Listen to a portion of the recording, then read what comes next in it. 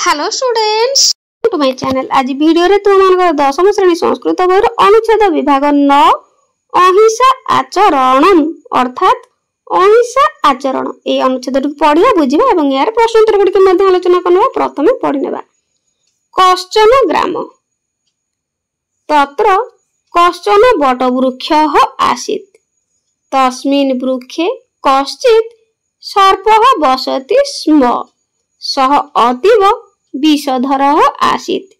वृक्षस्य समीपे मार्गेण आगतान् सर्वान् अपि सः दशति स्म। तस्मात् कारणात् ग्रामजनाः तेन मार्गेण गमनागमनं कर्तुं भयम् अनुभवति स्म। एकदा कश्चन मुनिः तेन एव मार्गेण गच्छन् आसीत्। तं दृष्ट्वा सर्पः सदर्शनीयः इति वेगेन तत्र आगतवान्। परन्तु महात्मनः तस्य प्रभावतः सर्पः तं द्रष्टुं न शक्तः। मुनिः अपि तं सर्पं अहिंसायाः महत्त्वं बोधितवान्। सर्पः मुनेः वचनेन प्रभावितः अभवत्। तदारभ्य सः दंशनं त्यक्तवान्।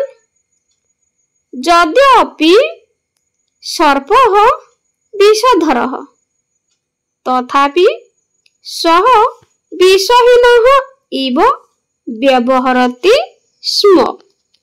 अतः जनाः निर्भयं गमनागमनं कुर्वन्ति स्म।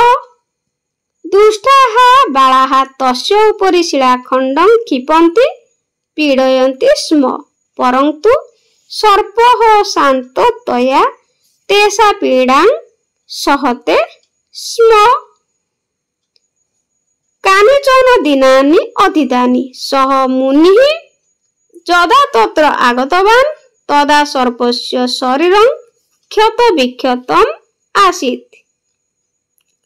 सः मुनिम् उक्तवान् स्वामिन् भवतः उपदेश कारणतः अहं हिंसा आचरणं त्यक्तवान्। परन्तु मम स्थितिः शोचनीया जाता अस्ति।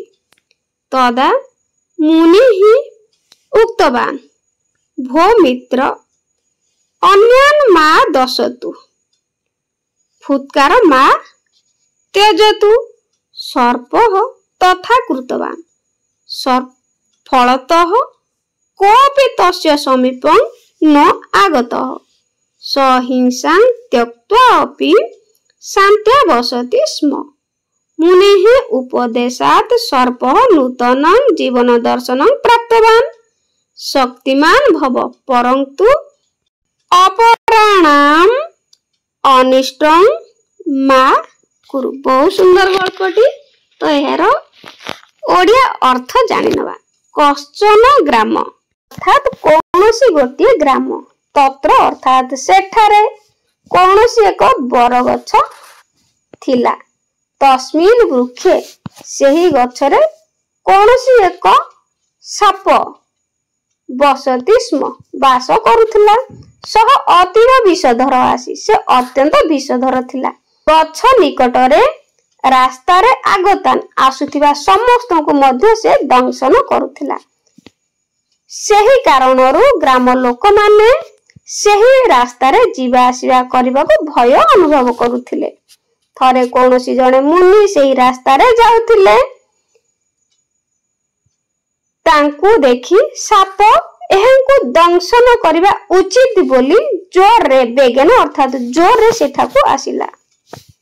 परंतु अर्थात किंतु सेही महात्मांकर प्रभाव हेतु साप तांकु दंशन करबा को समर्थ हेला नाही। मुनि अपि मुनि मध्य सेही साप को अहिंसार महत्व बुझाइले। सापडी मुनिकर कथारे प्रभावित होई गेला। सेही दिन ठारू से दंशन अर्थात कामुडिबा त्याग कला। जदियो साप विषधर तथापि वर्तमान से विषहीन पर व्यवहार कला। एणु लोक माने निर्भय रे यातायात कले।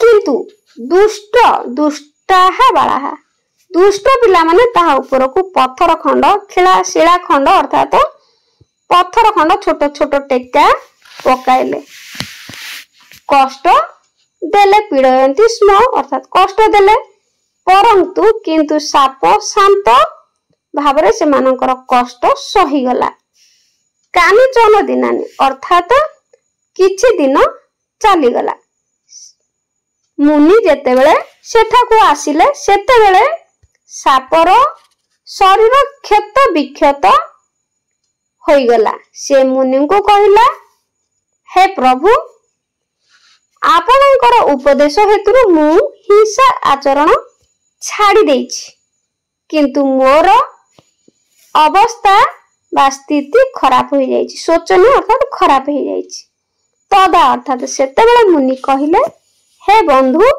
अन्यान मा दशतु अन्यमानंकु दंशन कर नाही कामुड़ नाही परंतु किंतु फुत्कार अर्थात साप जो गर्जन करे फ फ हेबा छाड़ नाही सर्प तथा कृतवान सर्प सेही परि कला साप सेही परि कला फलतः फलरे केही मधु ता निकट को आसिले नाही सहिंसा त्यक्त्वा अपि से हिंसा त्याग करी मध्य शांति रे वास कला मुनि को उपदेश रु साप नुआ जीवन दर्शन पाइला शक्तिशाली हुआ परंतु किंतु अन्य मानकर क्षति कर नाही वर्तमान एहार प्रश्न उत्तर गुडी को आलोचना करनेबा एक नंबर संक्षिप्त उत्तर लिखत संक्षेप रे उत्तर लिखिबा क कथं जनाः गमनागमने भयम अनुभवन्ति स्म काहे लोक माने जीवा आसिया समय भय अनुभव करुथिले उत्तर